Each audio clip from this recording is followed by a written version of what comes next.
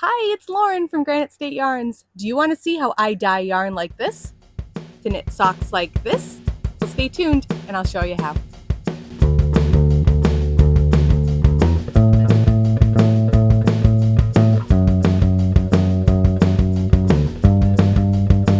My Ora et Labora Yarn subscription club focuses on stories of the saints, holy places, and other Catholic themes. This month, I've been inspired by Saint Joseph of Cupertino, a Franciscan friar from Naples. Born in 1603, Joseph had a rough childhood. He was forgetful and clumsy, and awkward around his peers. He struggled in school and had a difficult time with his studies. He was often sick, and even his own mother considered him a burden. He tried to join a monastery, but was soon kicked out. He wandered to his uncle's shop and then back to his mother, and could find no acceptance still. His mother convinced the Franciscans to take him in, if not as a friar, at least as a servant. They agreed, and Joseph was put in charge of a mule. He found joy in this simple work, and his life finally was full of joy, despite its simplicity.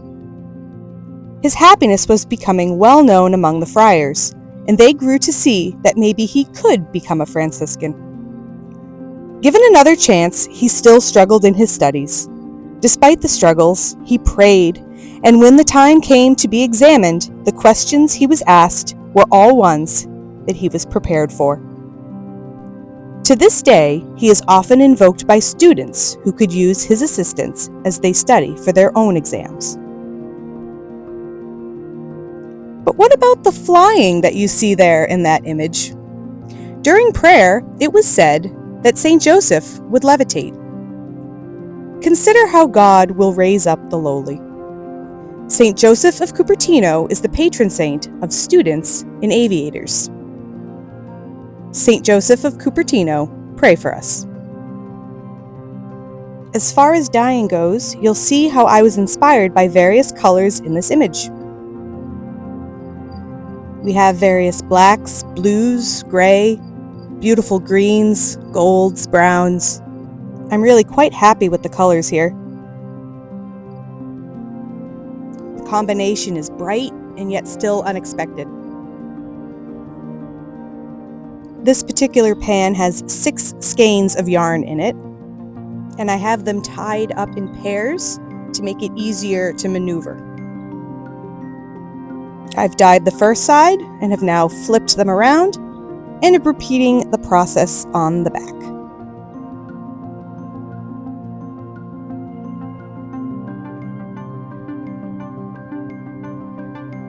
For these monthly yarn clubs, I'm really focusing on using lots of different colors.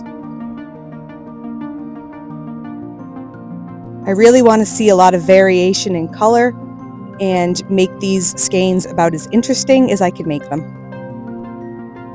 With all the different colors and all the different ways that the colors blend together, I'm getting some really interesting effects.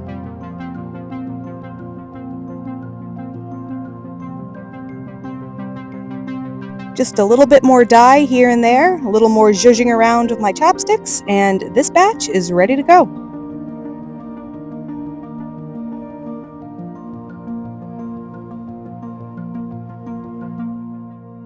After some washing, drying, and winding, here's the finished sock set. I do have a couple extras in my shop right now, so if you'd like to try to grab one, take a look at the monthly Yarn Club Extra listing on my website.